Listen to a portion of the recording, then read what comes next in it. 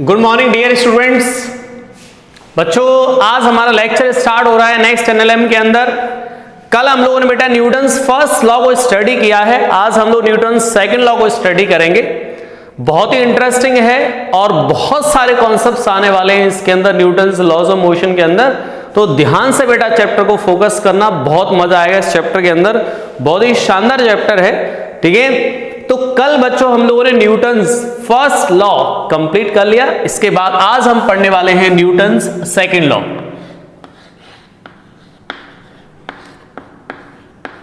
Newton's second law of motion. Newton's second law of motion ये start करने वाले हैं। वैसे तो छोटी क्लास में आपने पढ़ा होगा न्यूटन सेकंड लॉ को। छोटी क्लास बोले तो 9th क्लास, जहां पे आपको पढ़ाया जाता है Newton's law, work, power, energy, ऐसे छोटे छोटे चैप्टर पढ़ाए जाते हैं।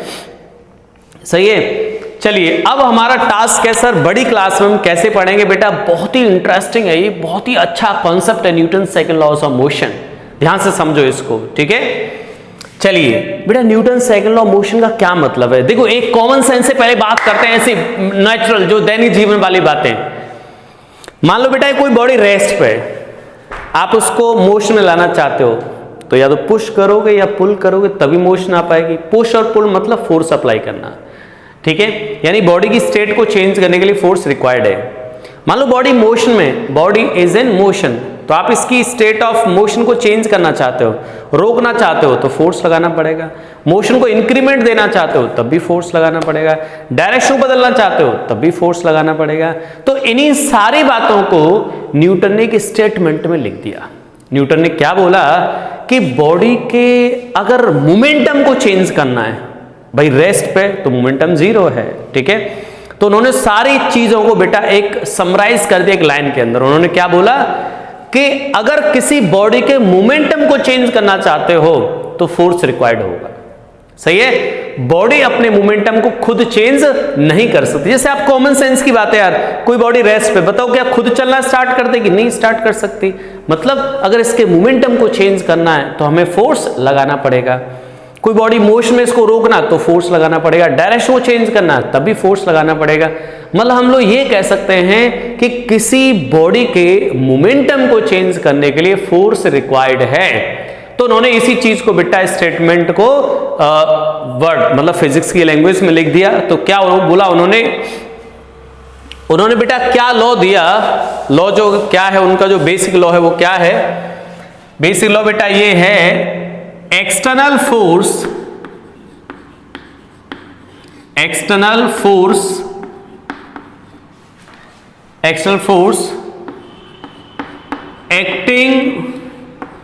On body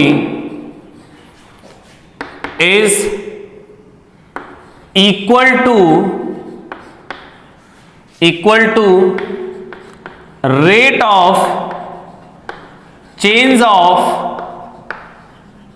linear momentum of body. Okay, external force acting on a body is equal to rate of change of linear momentum. Rate of change of linear momentum, ठीक है। यानी कि किसी बॉडी पर जो फोर्स लग रहा है बच्चों वो किसके इक्वल होगा? बॉडी के जो मोमेंटम में इसके चेंज होने के रेट के इक्वल। तो हम लोग क्या बोल सकते हैं कि sir external force acting on the body which is equal to, एक फोर्स हो सकता है, बहुत सारे भी हो सकते हैं। तो मैंने समेशन लगा दिया यहां पर, ठीक है बच्चा। चलिए यहां से थोड़ा सा बैक आ जाते हैं, स्पेस भी देखना पड़ेगा आगे। चलिए तो यहां पर बेटा हमने क्या लिखा? External force acting on a body. बेटा ये समेशन लगा दिया, मतलब बहुत सारे फोर्सेस हो सकते हैं। Rate of change of linear momentum dp by dt। Basic law तो यही है कि बॉडी के मोमेंटम को चेंज करने के लिए फोर्स रिक्वायर्ड है, और वो फोर्स कितना है? dp by dt is equal to external force. यानी बेटा बिना एक्सटर्नल फोर्स के हम बॉडी के मोमेंटम को चेंज नहीं कर पाएंगे। अगर बॉडी का मोमेंटम कहीं चेंज हो रहा है तो आप समझ जाइए वहां पे फोर्स लगेगा, वहां पे फोर्स लग रहा है। ठीक है, बहुत सारे ऐसे क्वेश्चंस आएंगे हमारे थ्योरी में, शीट्स में, एग्जाम्पल जो भी हैं डीपीबीज के अंदर, वहां पर मैं मोमेंटम चेंज होता हुआ नजर आओ तो हमारे दिमाग में ऑटोमेटिक थॉट आ जाना चाहिए यहां पर कि फोर्स लग रहा है, जिसकी कैलकुलेशन हम लोग इस तरीके से कर सकते हैं। क्लियर है? चलिए, अब मैंने क्या किया बेटा, इसी चीज को थोड़ा सा आगे एक्सटेंड करने की कोशिश की कि भाई मोमेंटम का मतलब क्या है। मोमेंटम क्या होता है बेटा, dmv, यही होता है सर। ओके बेटा, मोमेंटम की वैल्यू पुटअप कर दी m इंटू वी। अब यार दो चीज अगर मेरे सामने दो क्वांटिटी लिखी है जिनका मुझे डिफरेंशिएशन करना है और वो दोनों क्वांटिटी प्रोडक्ट के फॉर्म में लिखी है, कैसे लिखी है बेटा, प्रोडक्ट के फॉर्म में। तो याद है प्रोडक्ट रूल डिफरेंशिएशन के केस में, तो हम लोग क्या करते हैं प्रोडक्ट रूल में, first term as it is, second term का derivative plus second term as it is, first term का डेरिवेटिव। बच्चों ये इस तरीके से हम लोगों ने लिख दिया, ये डिफरेंशिएशन कर दिया, दो क्वांटिटी प्रोडक्ट में लिखी थी, डिफरेंशिएशन कर दिया। ठीक है, अब ये आ गया बच्चा एक्सटर्नल फोर्स का सम, जो भी बॉडी पर एक्सटर्नल फोर्स लगे उन सभी का सम है। अब हम लोग क्या करते हैं, यहां से कुछ केसेस बनाते हैं।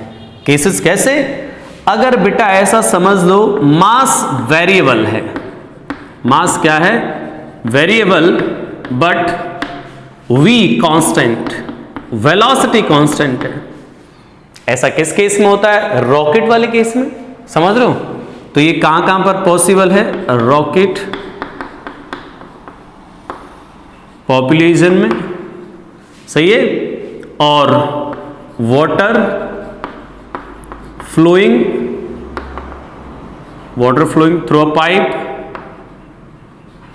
थ्रू अ पाइप, सही है, कॉन्वेयर बेल्ट, सही है। ये मैंने ऐसा बताया कि जहां पे मास बदल रहा होगा, हमारे सामने आएगा ये कॉन्सेप्ट, हम स्टडी करेंगे उसको उस टाइम। सिर्फ मैं तो यहां भी बता रहा हूं कि मास वेरिएबल है बट वेलोसिटी कांस्टेंट है। जब वेलोसिटी कांस्टेंट है बच्चों तो dv/dt comes out to be 0। तो क्या आ जाएगा, जब वेलोसिटी कांस्टेंट होगी बच्चा तो क्या आएगा, dv/dt 0। तो dv/dt 0 मतलब this term becomes 0, then external force is equal to, external force is equal to क्या आ जाएगा, देखो d/dt 0 हो गया तो ये आएगा v times dm/dt, this force. Okay, ये फोर्स लगेगा बॉडी पर, ठीक है, F external equal to v times dm/dt। dm/dt represent what, rate of change of mass, system से मास ऐड हो रहा है, सिस्टम में मास, सिस्टम से मास निकल रहा है। ये मैं जब ये चीजें जब कॉन्सेप्ट सिखाऊंगा तब जाके इस चीज का यूटिलाइज बताऊंगा। अभी तो मैं सिर्फ फॉर्मेट बता रहा हूं कि न्यूटन्स लॉ का फॉर्मेट ऐसा हो सकता है। ठीक है, अच्छा अगर मैं इसी में बच्चा दूसरा केस कंसीडर करूं कि सर यहां पर मास कांस्टेंट है, देन क्या हो जाएगा, कांस्टेंट का डेरिवेटिव 0, न्यूटन साइकिल लॉ किस में कन्वर्ट हो जाएगा यार, F external is equal to ये dm/dt 0 m टाइम्स dv/dt, ये summation. Sir m times dv/dt ये तो एक्सेलरेशन होता है, फिर rate of change of velocity, तो m टाइम्स ऑफ एक्सेलरेशन। ध्यान से समझना, बहुत ही इंपॉर्टेंट चीज है बेटा, समझ रहे हो। चलिए अब बात करें सर जो एक्सटर्नल फोर्स है उसका जो वैल्यू आया है वो किधर आया बेटा, external force, resultant external force is equal to mass into acceleration, समझ रहे हो। तो हम यहां से क्या बोल सकते हैं बेटा, यहां से हम ये बोल सकते हैं कि m मास की अगर बॉडी थी उस पर इतना फोर्स लगा था तो उसकी वजह से कितना क्रिएट हो गया एक्सेलरेशन a। मतलब अगर मैं यहां पर ऐसे एक पिक्चर बना दूं बच्चों, इस तरीके से एक पिक्चर बना दूं कि सर फोर्स लग रहा है इस बॉडी पर F एक्सटर्नल, नेट फोर्स लिख दिया मैंने, F एक्सटर्नल इधर लग रहा है, तो इस बॉडी के अंदर बेटा जो एक्सेलरेशन डेवलप हो जाएगा वो इसी डायरेक्शन में डेवलप हो जाएगा। This is the acceleration created inside the body. तो हम ये कह सकते हैं कि बॉडी का जो एक्सेलरेशन है उसकी डायरेक्शन क्या होती है, फोर्स की डायरेक्शन के अलोंग। नेट फोर्स बॉडी में जिस डायरेक्शन में लग रहा है, एक्सेलरेशन की डायरेक्शन भी उसी तरफ आ जाएगी। सर जब एक्सेलरेशन डायरेक्शन उसी तरफ आ जाएगी, मतलब फोर्स की डायरेक्शन के अलोंग कोइंसाइड करेगी। Direction of acceleration is direction of acceleration along the direction of force. Okay, acceleration का जो डायरेक्शन होगा फोर्स की डायरेक्शन का अलोंग होगा। ठीक है, तो सर इसी बात पर मैंने इस रिलेशन को बेटा 3 पार्ट्स में डिवाइड कर दिया। 3 पार्ट्स में कैसे कि सर कुछ एक्सेलरेशन बॉडी का एक्स में हो, वाई में हो, जेड में हो, तो हम लोग क्या लिखेंगे, हम ये लिखेंगे बेटा force acting on the body in the x direction which is equal to mass into acceleration on the x direction. भाई जो फोर्स एक्स में लगेगा, जो फोर्स बॉडी पे एक्स में लगेगा, उसकी वजह से जो एक्सेलरेशन क्रिएट होगा वो भी तो एक्स में ही होगा। सर जो फोर्स y में लगेगा, जो फोर्स y में लगेगा, force acting along the y direction, mass into a y. ठीक है, force in z direction, mass into a z. Clear? ये मैंने ये फोर्सेस को अलग अलग लिख दिया, x डायरेक्शन में, y डायरेक्शन में, z डायरेक्शन में। बच्चों तो ये रिलेशन हमसे ये कहना चाह रहा है कि सर ये दो चीजें हैं, ये चीजें जो है इसमें क्या लिख सकते हैं हम लोग। बच्चा यहां पर क्या है कि फोर्स एक्स में लग रहा है तो एक्सेलरेशन एक्स में क्रिएट हो जाएगा, वाई में लग रहा है तो वाई में क्रिएट हो जाएगा। समझ रहे हो? तो इस तरीके से हम लोग इन रिलेशंस को लिख सकते हैं कि force in this direction, force along the y direction, net force along the z direction. ठीक है, इस तरीके से हम लोग इन फोर्सेस को लिख सकते हैं या फॉर्मूले को ऐसे लगा सकते हैं। मास कांस्टेंट रहेगा, वो केसेस कौन कौन से रहेंगे बेटा, जैसे ब्लॉक सिस्टम, पुली ब्लॉक सिस्टम। ठीक है, इनमें जो मास है वो कैसा रहेगा, कांस्टेंट। सर ये दोनों चीजें बदलने लग जाएं तो फिर तो ये फॉर्मूला है ही बेसिक। बेटा जब ये दोनों चीजें बदल जाएंगी तो क्या हो जाएगा, ये बेसिक फॉर्मूला। ठीक है, दोनों चीजें बदलती हैं तो हम लोग इस फॉर्मूले का यूज करेंगे। तो अभी बच्चा मैंने ये न्यूटन सेकंड लॉ आपके सामने लिखा है, तो एक बार आप इसको नोट कर लीजिएगा। ठीक है, नोट कर लें इसको।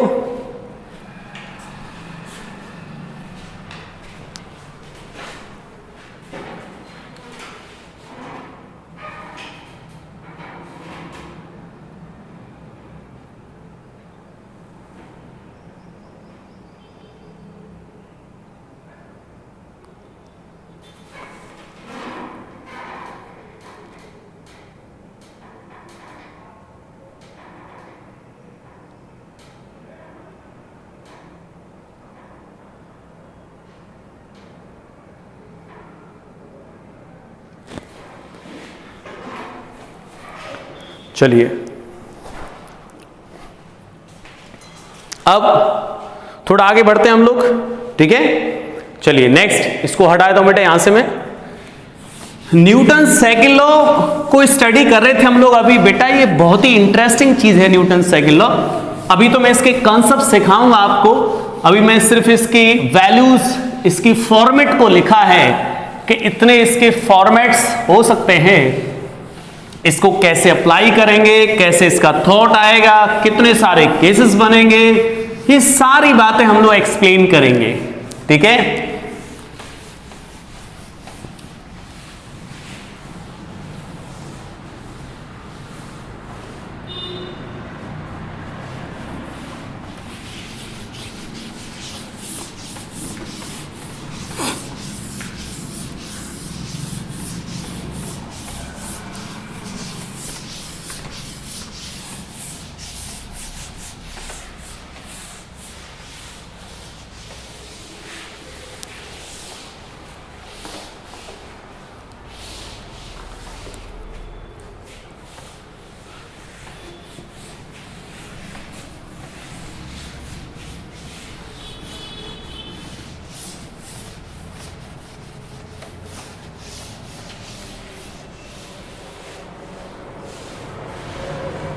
चलिए अब आगे next.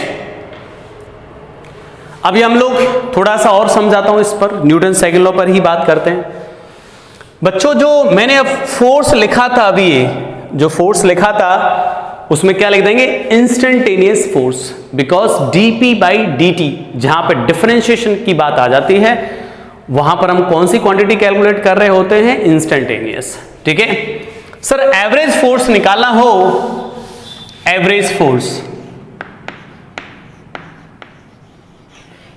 Average force, average force कैसे कैलकुलेट करेंगे, एफ एवरेज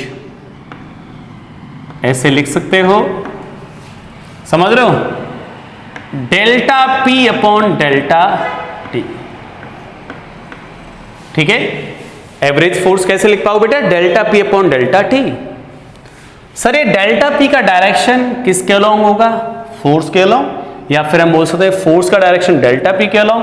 ठीक है, तो हम लोग क्या नोट करके की कॉन्सेप्ट क्या बना सकते हैं बेटा, की कॉन्सेप्ट क्या बना सकते हैं बेटा, यहां पर direction of change in momentum, change in momentum, direction of change in momentum and direction of acceleration, acceleration is along direction of force.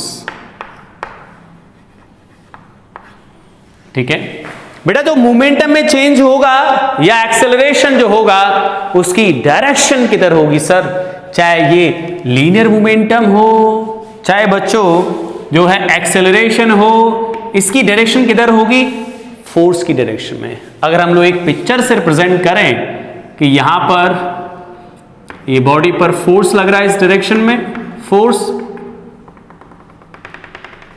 तो बच्चों डेल्टा पी एक्सेलरेशन बॉडी में ऐसे क्रिएट हो जाएगा ए, और डेल्टा पी बॉडी का change in momentum. मैं ये नहीं पूछ रहा कि मोमेंटम इधर है, चेंज इन मोमेंटम, यानी कि change in momentum and acceleration दोनों का डायरेक्शन किसके अलोंग होना है, फोर्स एफ के अलोंग होना है। क्लियर? चलिए, तो बच्चों ये हमारा न्यूटन्स लॉ का फॉर्मेट मैंने दिखाया। अब मैं बेटा क्वेश्चन स्टार्ट कर रहा हूं। न्यूटन सेकंड लॉ एक बहुत लेंथी प्रोसेस है, बहुत लेंथी, मतलब इसके बहुत सारे एग्जांपल हैं, तभी हमें सब्जेक्ट की बहुत अच्छे से फीलिंग आएगी। समझ लो, किसी चीज की फील लेना बहुत जरूरी होता है यार, फिर मतलब मजा नहीं आता है। ठीक, चलिए, तो यहां पर हम काम करें सर, हम पहले यहां से क्वेश्चन स्टार्ट करेंगे। लास्ट में से जो मैंने कॉन्सेप्ट सिखाया, मतलब delta P upon delta T, यहां से स्टार्ट करेंगे हम लोग क्वेश्चंस। ओके, चलिए, कुछ फॉर्मूले बच्चों यहां पर मैं आपको एक दो फॉर्मूले लिखाना चाहता हूं, कुछ इंपॉर्टेंट फॉर्मूलेस। क्या, जैसे मैं बात करूं सर, फर्स्ट नेचुरल नंबर्स का सम क्या आएगा, 1 + 2 + 3 + 4, इन नेचुरल नंबर्स को ऐड कर दो यार n तक, तो क्या आएगा, n × n + 1/2। सही है, sum of first n natural numbers. Sir square हो तो ये स्क्वायर हो तो क्या लिख दोगे, n × n + 1, 2n + 1 / 6 जरूरत पड़ेगी। और एक जो है बेटा ज्योमेट्रिकल सीरीज सभी को याद है, AR square, sorry AR square, AR cube, infinity तक। क्या होता बेटा इसका सम क्या होता है, सम, ये सम है, सही है, एडिशनल, ये एडिशन कर दिया। ठीक है, ऐसे यहां भी अगर सम करना चाहो तो लो, यहां सम कर दिया इनफाइनाइट तक, a/1 माइनस a, ये सही है। a क्या है बेटा, फर्स्ट टर्म, a क्या है, फर्स्ट टर्म, और r is a common ratio. Common ratio मतलब बेटा इसका डिवाइड करो इसमें, AR में तो R आ जाए, इसमें डिवाइड करो R आ जाए, कॉमन रेशियो बोलते हैं इसको। ठीक है, ये सीरीज का सम होता है। चलिए अब हम करते हैं बेटा क्वेश्चन स्टार्ट। पहले मैं कहां से क्वेश्चन स्टार्ट करूंगा बच्चों, यहां से delta P upon delta T average force निकालना सीखेंगे, फिर हम लोग आएंगे डीपी बाई डी पर, मतलब एफ पर। ओके चलिए तो पहला क्वेश्चन बात करते हैं हम लोग। First question, a body is moving in the direction, language भी लिख सकते हैं आप लोग लिखना चाहें तो, समझ रहे हो, जिससे आपके लिए अच्छा रहेगा। बेटा लैंग्वेज की बात करेंगे,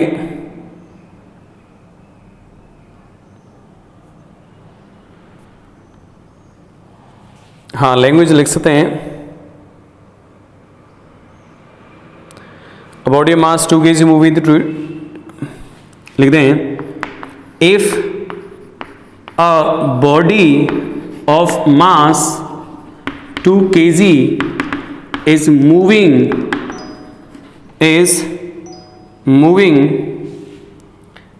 with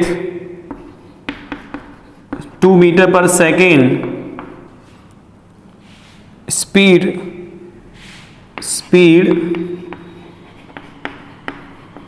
towards east direction when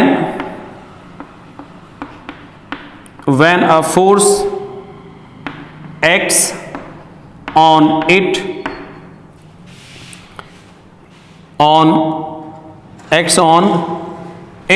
speed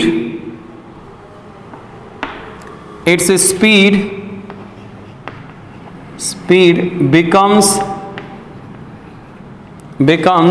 4 meter per second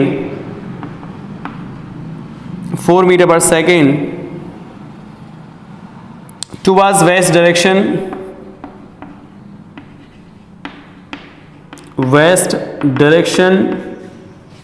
in 3 seconds. Okay, find force and its direction.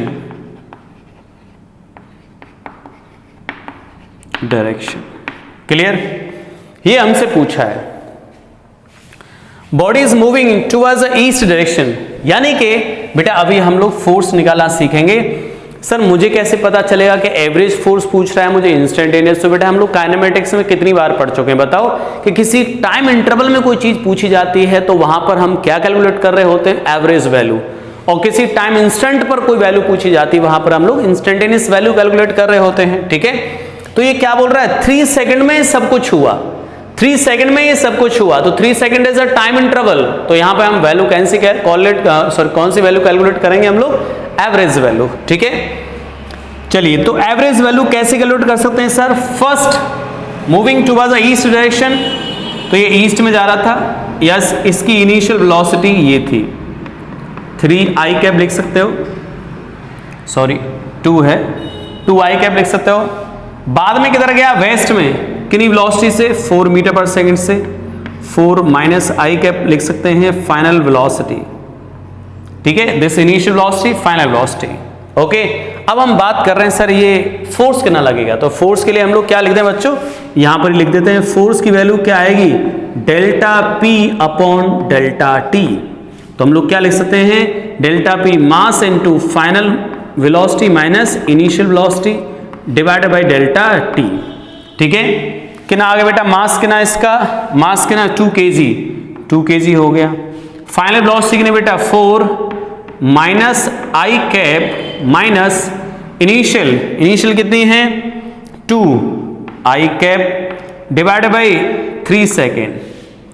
अब बेटा ये माइनस और माइनस कितना आ गया बच्चों, ये 4 minus i cap minus 2 i cap कितना आ गया, 6 माइनस का i कैप, 6 को 2 से कैंसिल कर दिया तो हमारे सामने क्या ना आ गया, फोर्स 4 माइनस i कैप। ठीक है, 4 न्यूटन लिख सकते हैं। तो हम लोग क्या आंसर देंगे बेटा कि फोर्स किस डायरेक्शन में लग रहा है सर, फोर्स लग रहा है 4 न्यूटन और नेगेटिव x डायरेक्शन में। ठीक है, यहां से हम लोग इजी वे में बता सकते हैं। बोलो क्लियर है यहां तक? ठीक है, चलिए नेक्स्ट क्वेश्चन लिखाता हूं, आप थोड़ा लैंग्वेज कम लिखेंगे हम लोग। ठीक है, ये समझ रहे हो। तो नेक्स्ट क्वेश्चन की बात करें, नेक्स्ट क्वेश्चन कुछ इस तरीके से बेटा, A block of mass 2 kg moving with initial speed 2 metre पर 2 was a west direction. Initially ऐसे मूव कर रहा था कोई ऑब्जेक्ट, इनिशियल वेलोसिटी और ये थी 2, तो माइनस आई कैप लिख दोगे इसको बेटा वेस्ट डायरेक्शन में, इसलिए माइनस आई कैप लिखना पड़ा. If following force acting on it towards the east direction, एक फोर्स लग रहा है जिसकी डायरेक्शन इधर है, towards the east direction, towards the east direction, then find out the speed of block after 4 seconds. Find speed of object after 4 seconds. ठीक है, force की वैल्यू दी गई बेटा, फोर्स दिया आ गया आपको, सबसे पहले दिया गया है 10 न्यूटन और सेकंड पार्ट में दिया गया F is equal to 2t plus 4. ये है, ये हमें दिया गया है. तो अब आप गौर से देखें बेटा, तो पहला वाला जो फोर्स है, फर्स्ट फोर्स कैसा है, कांस्टेंट. सेकंड फोर्स कैसा है, वेरिएबल. कैसा बेटा, ये वेरिएबल. थोड़ा ध्यान से, फर्स्ट फोर्स कांस्टेंट है और नेक्स्ट क्या है, वेरिएबल. स्पीड पूछ रहा है, तो ये क्वेश्चन या तो यहां के कॉन्सेप्ट से कर दो या फिर हम लोग काइनेमेटिक्स में चले जाएं तो वहां से भी कर सकते हैं. ठीक है, चलिए, तो यहां से बात करूं मैं, सर इसकी वेलोसिटी किधर हो जाएगी, तो हम लोग क्या लिख सकते हैं बेटा, f average delta p m final velocity minus initial velocity divided by delta t. सही है, आफ्टर 4 सेकेंड, 4 सेकेंड की बात कर रहा है. तो बच्चों फोर्स कितना लग रहा है, 10 न्यूटन. किधर है, आई कैप में. 10 आई कैप, भाई इस डायरेक्शन में लग रहा था बेटा, 10 आई कैप लिख दिया. बॉडी का मास, बॉडी का मास कितना है, बॉडी का मास नहीं दिया गया हमें, बॉडी का मास तो देना चाहिए भाई. हाँ, बॉडी का मास है 2 kg, बॉडी का मास कितना है, 2 kg. तो 2 फाइनल वेलोसिटी मुझे पता नहीं है, माइनस इनिशियल वेलोसिटी ये रहा 2 माइनस आई कैप अपॉन 4 सेकेंड लिख दिया. 2 ने 2 टाइम्स कैंसिल, 2 का मल्टीप्लाई करोगे इससे कितना आ जाएगा, 10. भाई 2 का मल्टीप्लाई 10 से कर दो तो क्या आएगा, 20 आई कैप. तो बेटा ये क्या हो गया, यहां से final velocity plus minus minus plus हो गया, 2 i cap is equal to 20 i cap. कैसे, इसे मल्टीप्लाई कर लिया, इसको उधर ले गए, फाइनल वेलोसिटी कितना आ गया, 18 आई कैप. 18 आई कैप. कैसे बेटा कर लोगे, ये आ गया फोर्स की वैल्यू, सॉरी फोर्स क्यों, फाइनल वेलोसिटी आ गया metre per second I cap में. फाइनल ऑब्जेक्ट इधर जा रहा है 18 से. अब सर दूसरे वाले केस में जो फोर्स है बच्चों वेरिएबल है, सर यहां पे कैसे स्पीड निकालें, ध्यान से समझना बेटा, एक एक चीज को, एक एक कॉन्सेप्ट को बहुत कुछ सीखने को मिलेगा एनएलएम के अंदर हमें.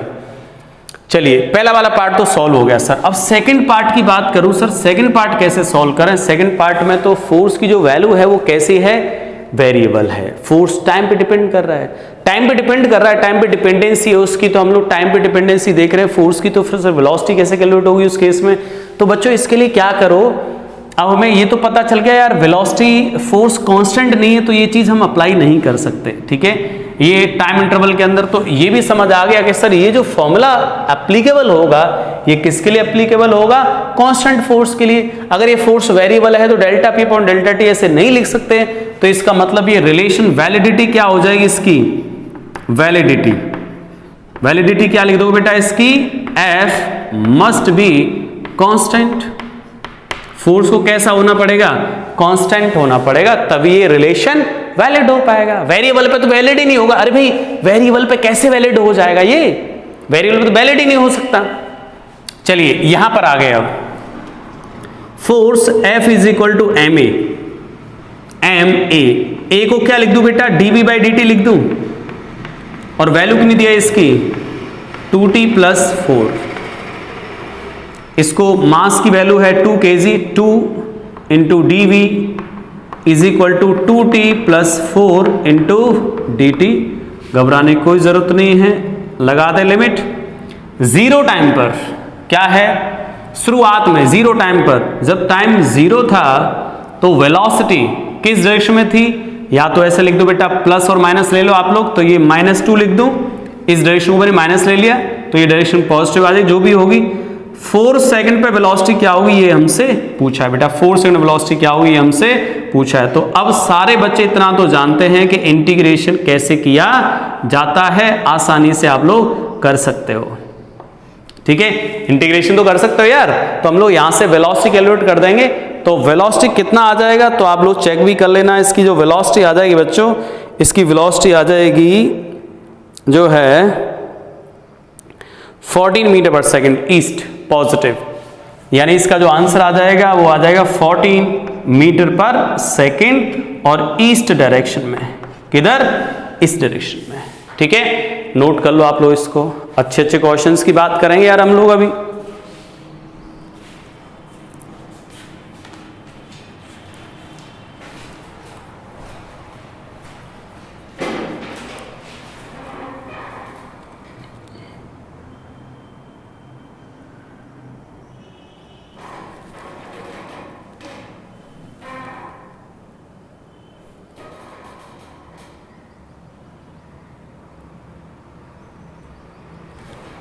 चलिए अब बढ़ते बच्चों थोड़ा आगे, ठीक है, यहां तक हमने स्टडी किया, थोड़ा आगे बढ़ते हैं भाई, थोड़ा आगे बढ़ते हैं, समझ रहे हो, आगे देखते हैं। सर अभी हम लोग बेटा इन पर फोर्सेस की बात कर रहे थे, समझ रहे हो। चलिए आगे बढ़े, अब नेक्स्ट पहुंचते हैं हम लोग दूसरी चीज पर, हटाते हैं यार इसको। अब हम लोग धीमे धीमे उस फॉर्मूले की तरफ आ रहे हैं जिस फॉर्मूले में हमने F = ma स्टडी किया था, याद है, जब बॉडी का मास कांस्टेंट हो तो F = ma हम लोग आसानी से अप्लाई कर सकते हैं यार। चलिए बच्चों, ये NLM आप फील करोगे जब इस चैप्टर को कंप्लीट कर लोगे तो आप खुद को इतना हैप्पी महसूस करोगे, समझ रहे हो। ये मेरा कमिटमेंट है कि अगर आप ऑनेस्टी के साथ पढ़ रहे हो, इसको नोट कर रहे हो, नेक्स्ट लेक्चर से मैं आपकी जो PDF है, इस लेक्चर की जो PDF है वो डिस्क्रिप्शन में नोट कराऊंगा भाई, वहां से आप इजी वे में इसको डाउनलोड कर पाओगे, इसकी PDF को, ठीक है। लेकिन ऑनेस्टी के साथ मेहनत करें, बहुत मजा आएगा आपको हर चैप्टर के अंदर, ठीक है, बहुत मजा आएगा। और नीट के पॉइंट ऑफ व्यू से एक वर्ड बाहर चला जाए, समझ रहे हो, तो फिर मुझे बताना भाई, पॉसिबल ही नहीं है सर, पॉसिबल ही नहीं है। चलिए नोटबुक से एक वर्ड भी बाहर चला जाए तो बता देना कि ये कॉन्सेप्ट क्लास में नहीं हुआ, एक भी कमिटमेंट पेश कर देना मेरे सामने। चलिए ठीक है, एक छोटा सा क्वेश्चन देख लो बच्चों, ठीक है, सिंपल क्वेश्चन है, बहुत ही आसान, स्टैंडर्ड क्वेश्चन कराता हूं मैं, इसलिए मुझे क्या क्वेश्चंस को लिखना पड़ता है स्टैंडर्ड क्वेश्चन के लिए, नहीं तो बाकी तो क्या रैंडम क्वेश्चन है तो उससे मतलब नहीं रहता है, बच्चे का सीक्वेंस नहीं बन पाता है चीज़ों को सीखने का, और बच्चे को चीज़ें सिखानी तो इसके लिए मेहनत करनी पड़ती है भाई। चलिए भाई क्या है क्वेश्चन देखिएगा बेटा, क्वेश्चन ये, एक constant force F when acts on a block A and B separately, their respective accelerations are 2 and 3 metre per second square. बेटा एक फोर्स है, एक ब्लॉक A और दूसरा ब्लॉक है B, सेम फोर्स यहां भी लगाया और वही सेम फोर्स यहां भी अप्लाई किया, यहां पर कितना एक्सेलरेशन क्रिएट हो गया, जो एक्सेलरेशन है वो कितना क्रिएट हो गया, यहां पर 2 मीटर पर सेकेंड स्क्वायर और यहां पर 3 metre per second square, A और B 3 metre per second square acceleration यहां पर। अभी बोला है इफ सेम फोर्स, बेटा ये यहां लिख दूं मैं, अब मैं क्या लिख दूं यहां पर, इफ सेम फोर्स F, जो फोर्स यहां लगा रहे थे, x on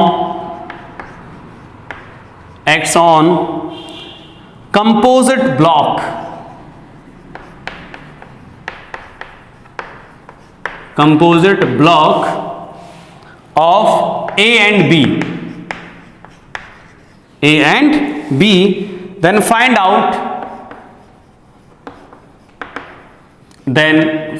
out acceleration of composite block of composite block.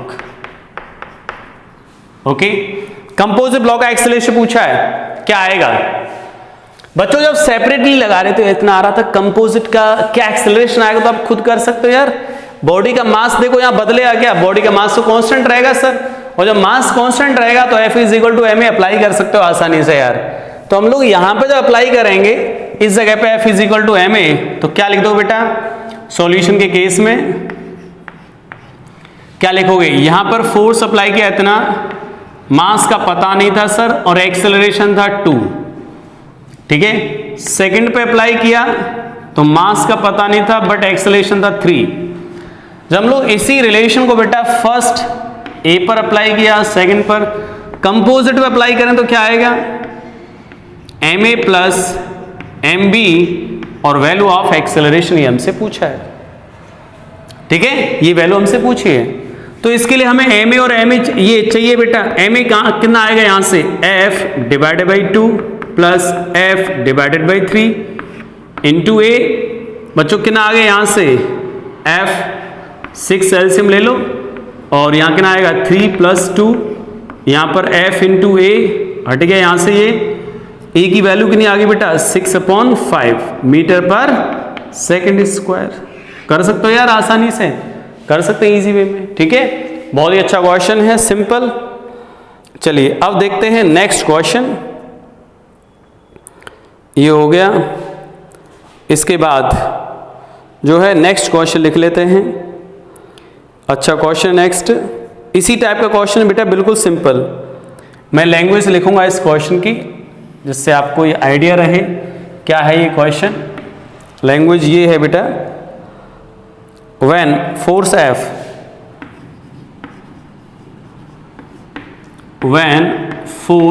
F act on different block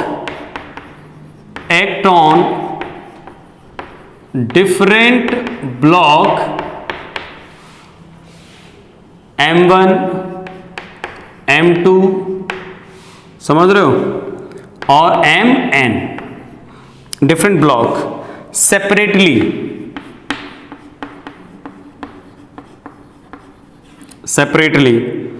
their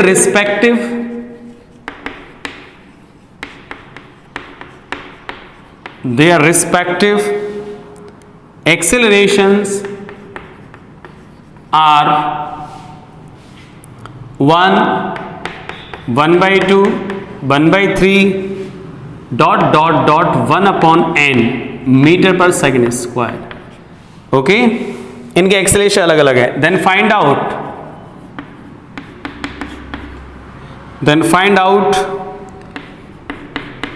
acceleration of system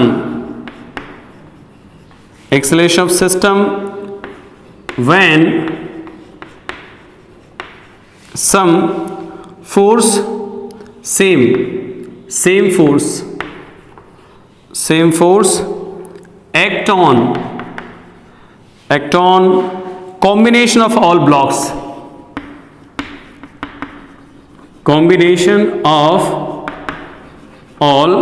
blocks, ठीक है। ये है बेटा क्वेश्चन में क्या दिया गया बच्चों? When force F act on different blocks, acceleration create हो गए इनके। Acceleration of system when some same force, बेटा ये सेम है, same force act on combination of all blocks, ठीक है। तो पहले हम लोग क्या लिखेंगे सर? फर्स्ट वाले ब्लॉक पे फोर्स कितना लगा? When force F M1 acceleration कितना? 1।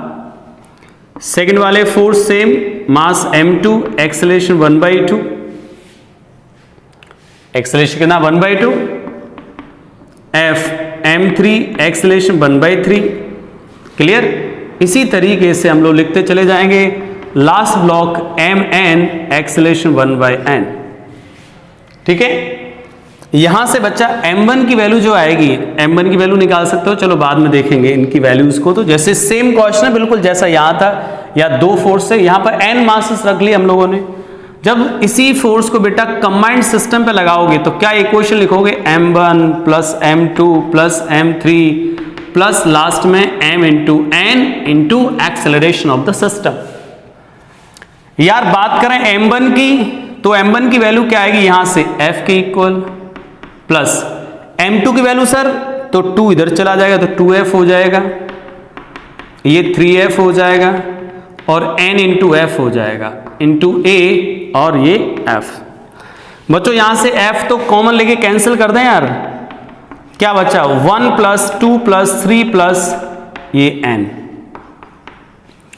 और इंटू सॉरी a है ये, f ने f को मार दिया। मैंने आपको ये बताया था ये नेचुरल नंबर्स का सम कितना होता है, n into n plus 1/2 into a।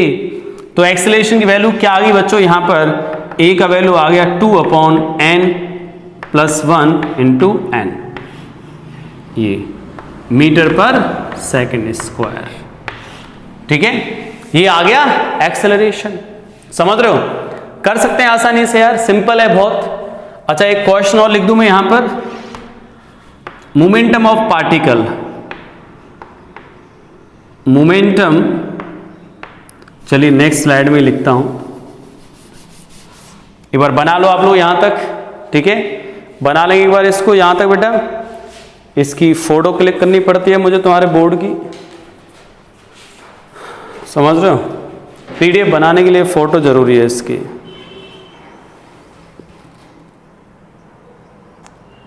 इसकी फोटो जरूरी है फॉर अ पीडीएफ। चलिए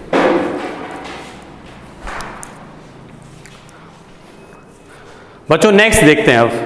ठीक है, हटा दें इसको यार।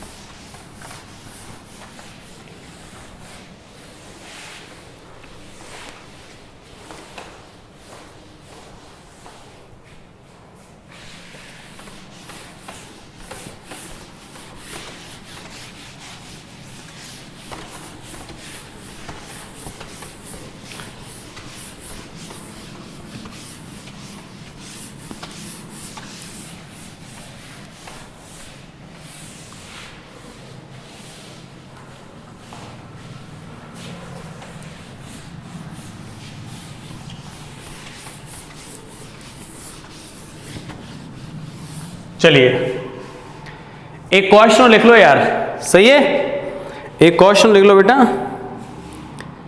क्वेश्चन है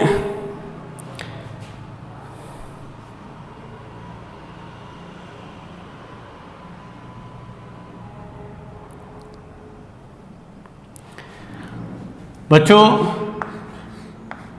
क्वेश्चन ये है व्हेन अ फोर्स, ये बहुत फेमस क्वेश्चन इसलिए मैं इसको करा रहा हूं। When a force act on a block,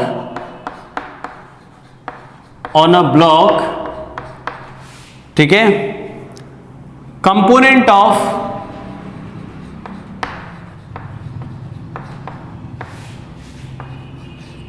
of its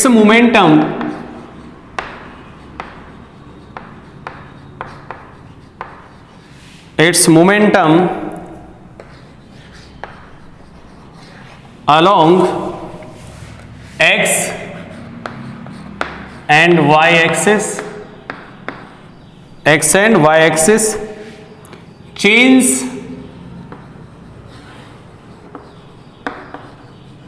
with time given as given as p x is equal to sine t, समझ रहे हो, p y equal to and p y equal to cos t, then find out angle between force and linear momentum.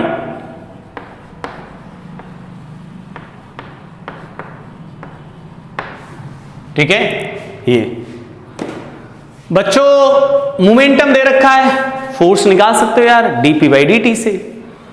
तो momentum की बात करें यार, momentum कितना हो गया सर यहां पर, P is equal to p x i cap p y j cap. Sir momentum कितना, ये sine t i cap plus cos t j cap.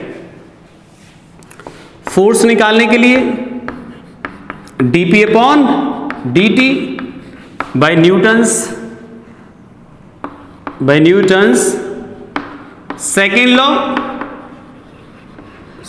Law क्या लिख दें बेटा अब इसको, साइन टी का differentiation cos t i cap plus cos t का minus sine t j cap. Force हो गया ये।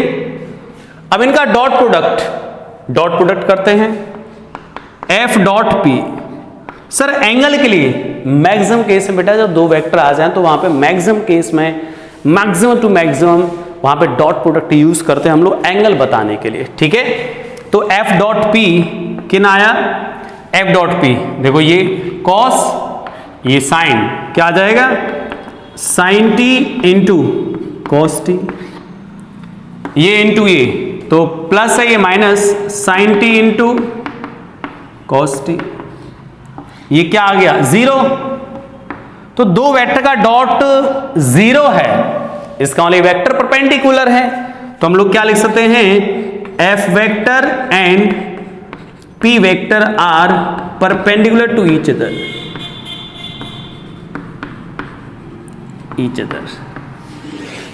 ठीक है। ये दोनों कैसे हैं, परपेंडिकुलर हैं, समझ रहे हो, एक दूसरे परपेंडिकुलर हैं बिकॉज उनका डॉट प्रोडक्ट कैसा आ रहा है बेटा, जीरो, ठीक है। चलिए अब हम थोड़ा आगे बढ़ेंगे भाई, सिंपल क्वेश्चन से आगे बढ़ेंगे थोड़ा, समझ रहे हो। चलिए एक क्वेश्चन और,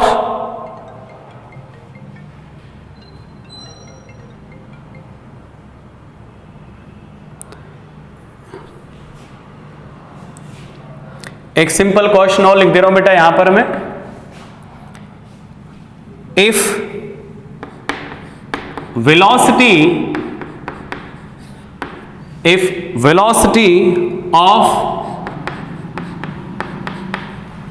block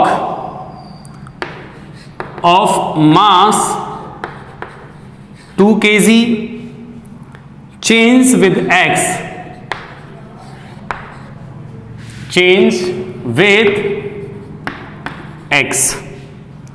as given, find out force acting on it, find out force acting on it। बेटा ये दे रखा है v square x is equal to 3/4। हमसे पूछा है कि भाई फोर्स बताओ, कितना फोर्स लग रहा है, तो यार आसानी से बता सकते हो फोर्स, बॉडी का मास बेटा कांस्टेंट है, जब बॉडी का मास कांस्टेंट आ जाए तो F is equal to m a, m पता है, ए पता कर सकते हैं, ठीक है। तो ए का वैल्यू क्या आ जाएगा बच्चों यहां से, a is equal to v times d v by d x. Sir ये v d by d x कैसे फाइंड कर सकते हैं यहां से, तो बेटा यहां से v square is equal to 3/4 multiplied by एक्स, d by d x calculate कर सकते हो यहां से हम लोग, कैसे कैलकुलेट करें, 2 times of v d v upon d x which is equal to 3/4। यहां से देखें तो v d by d x कितना आ गया, v times d v upon d x is equal to 3/8, okay.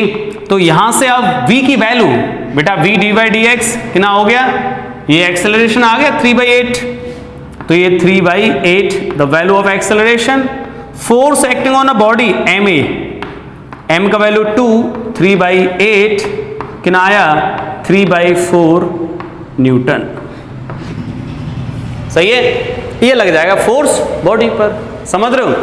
चलिए अब हम बात करते हैं बेटा इसके बाद नेक्स्ट क्वेश्चंस की बात करेंगे। अब बेटा हम इसके एप्लीकेशन शुरू करेंगे, न्यूटन्स लॉ के, न्यूटन सेकंड लॉ के एप्लीकेशन स्टार्ट होंगे बच्चों। अब हमारा जो मेन एनएलएम है उस पर काम करेंगे भैया अब हम लोग।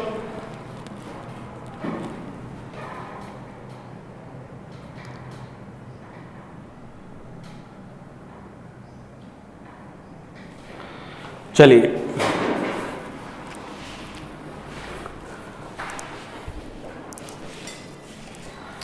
अब बेटा इसके स्टार्ट होंगे एप्लीकेशन, ठीक है। तो एप्लीकेशन ध्यान से समझना किस तरीके का एप्लीकेशन है, ठीक है।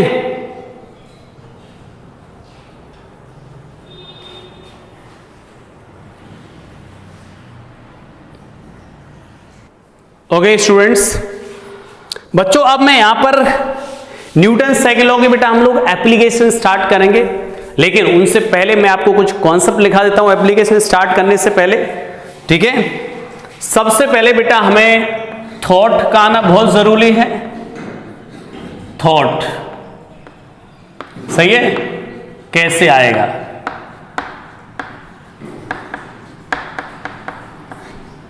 सबसे पहले बेटा थॉट के एनएलएम न्यूटन सेकंड लॉ ही लगेगा यहां पर, सबसे पहले थॉट तो आए। तो थॉट के लिए ऐसा समझ लो कि बॉडी मोशन में, बॉडी क्या है, body is in motion, body move कर रही है। तो आप न्यूटन सेकंड लॉ को ही सोचो। अब आप बोलेंगे सर न्यूटन फर्स्ट लॉ में मूव कर रही होती थी, वहां फर्स्ट लॉ लगाते थे। बॉडी मोशन में तो आप क्या सोचो बेटा, न्यूटन सेकंड लॉ, ठीक है। अगर कांस्टेंट वेलोसिटी चल रही हो तो एक्सेलरेशन 0 हो जाएगा, लेकिन आपको सोचना क्या है बच्चों, यहां पर थॉट मतलब सेकंड लॉ का मुझे थॉट कैसे आएगा बेटा, तो body is in motion, body को मोशन में होना पड़ेगा तब जाके हमें सेकंड लॉ का थॉट आएगा। हाउ वी अप्लाई थॉट आ गया, इसके बाद हाउ वी अप्लाई, ये बहुत ही इंपॉर्टेंट अहम रोल प्ले करता है बेटा। How we apply Newton second law, Newton's second law कैसे अप्लाई करूं सर, रटना थोड़ा यार, डिफरेंट सिचुएशन डिफरेंट होती है मेरे सामने, तो मैं कैसे अप्लाई करूं, मुझे एक प्रोसेस पता हो कि भाई मुझे ऐसे अप्लाई करना है इसको, ठीक है। तो सबसे पहला जो पॉइंट है बेटा, सबसे पहले make FBD, make free body diagram, सही है। फ्री बॉडी डायग्राम सबसे पहले बेटा एफबीडी बनाओ, फ्री बॉडी डायग्राम बना दिया। मेक एफबीडी ऑफ बॉडी और सिस्टम, ये सिस्टम के बारे में भी थोड़ी चर्चा करूंगा, सिस्टम के बारे में भी थोड़ी चर्चा करूंगा, चर्चा होगी इसके बाद। तो सबसे पहले बेटा मेक एफबीडी ऑफ बॉडी और सिस्टम, सिस्टम कैसे डिसाइड करते हैं वो भी बताऊं, how we decide the system. दूसरा, अब identify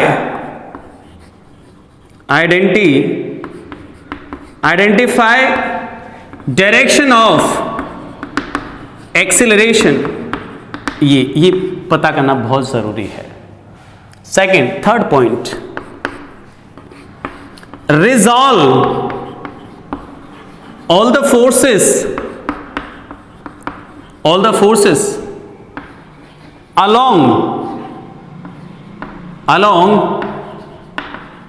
direction of acceleration and perpendicular to it, बहुत ही अच्छा। resolve all the forces along direction of acceleration and perpendicular to it। अब क्या लिखेंगे, अप्लाई लॉ, कैसे लॉ अप्लाई करेंगे सर हम लोग, लॉ कैसे अप्लाई करेंगे, along direction of acceleration acceleration की डायरेक्शन में क्या लिख दोगे, F is equal to ma apply कर दोगे। दूसरा, परपेंडिकुलर डायरेक्शन ऑफ एक्सेलरेशन, जो भी फोर्सेस हैं उनको ऐड कर दो बेटा नेट, और क्या कर दोगे, 0। अरे परपेंडिकुलर डायरेक्शन में एक्सेलरेशन के परपेंडिकुलर डायरेक्शन, देखो एक्सेलरेशन इधर है और इधर परपेंडिकुलर, अरे इधर जब एक्सेलरेशन इधर है इसका मतलब बॉडी इधर एक्सेलरेट हो ही नहीं रहा है, तो नेट फोर्स 0। बहुत ही इंपॉर्टेंट रोल प्ले करते हैं ये लॉ इक्वेशंस को लिखना, ठीक है। इसके बाद अब बेटा मैं यहां पर थोड़ी सी चर्चा करूं, चर्चा अबाउट लीगल सिस्टम, चर्चा अबाउट लीगल सिस्टम। सर ये लीगल अनलीगल, अरे मैं बताऊंगा वो लीगल होगा और तुम जो सोचते हो वो अनलीगल हो सकता है ठीक है। एक बार मैं वापस चीजों को रिपीट कर दूं बेटा, चीजें क्या लिखी गई हैं। सबसे पहले make FBD of the body और सिस्टम, बॉडी का एफबीडी बनाओ। उससे पहले थॉट कैसे आएगा, बॉडी मोशन में मूवमेंट हो रहा है, न्यूटन सेकंड लॉ को सोच लो। सर सोच लिया सेकंड लॉ, कैसे अप्लाई करूं, मुझे तो पता ही नहीं है, पहली बार पढ़ रहा हूं, कैसे अप्लाई करूं। Make FBD, free body diagram पहले बनाना सिखा दिया मैंने, इसलिए कि दिक्कत ना आए हम लोगों को आगे। आइडेंटिफाई डायरेक्शन ऑफ एक्सेलरेशन, पता चल जाएगा बॉडी किस तरह मूवमेंट कर रहा है, एक्सेलरेशन किधर है। रिजॉल्व, ये जो थर्ड पॉइंट अपने आप में बहुत कैपेबल है बेटा। Resolve all the forces along direction of acceleration and perpendicular to it, okay. Acceleration की डायरेक्शन में रिजॉल्व करना फोर्सेस को और इसके परपेंडिकुलर। फिर क्या करेंगे हम लोग, अप्लाई लॉ, और अप्लाई लॉ कैसे करेंगे बेटा, along acceleration, along direction of acceleration क्या लिख दोगे, टोटल फोर्स ऐड करके मास इनटू एक्सेलरेशन। और परपेंडिकुलर डायरेक्शन ऑफ एक्सेलरेशन क्या करोगे बेटा, net force F is equal to क्या लिख दोगे, 0। क्यों, एक्सेलरेशन है ही नहीं इस डायरेक्शन में, ध्यान से समझ लो। एक्सेलरेशन, बॉडी इधर जा रही है, इधर एक्सेलरेशन है ही नहीं, तो नेट एक्सेलरेशन 0 पुटअप कर दिया, मतलब नेट फोर्स 0 हो गया। Perpendicular to the direction of acceleration, acceleration direction के परपेंडिकुलर नेट फोर्स क्या है, 0। क्लियर। चर्चा अबाउट लीगल सिस्टम ऑफ, समझ रहे हो, तो सिस्टम में क्या है बेटा, first point, a single body और combination of bodies taken as system,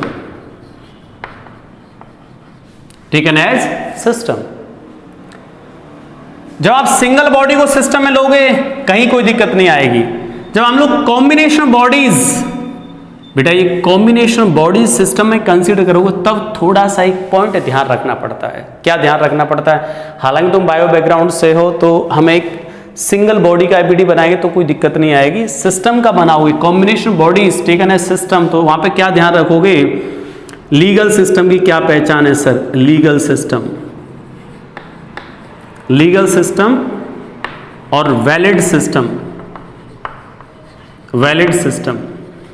इसमें क्या डिसाइड करते हैं बेटा, acceleration of bodies inside the system must be same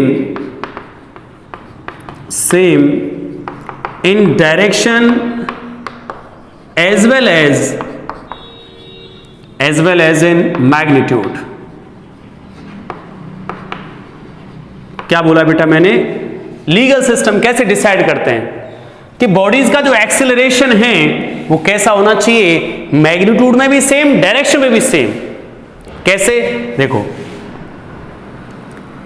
बच्चों, इस एक बॉडी यहां पर है, एक बॉडी यहां पर है, एक बॉडी यहां पर है और एक बॉडी यहां पर है।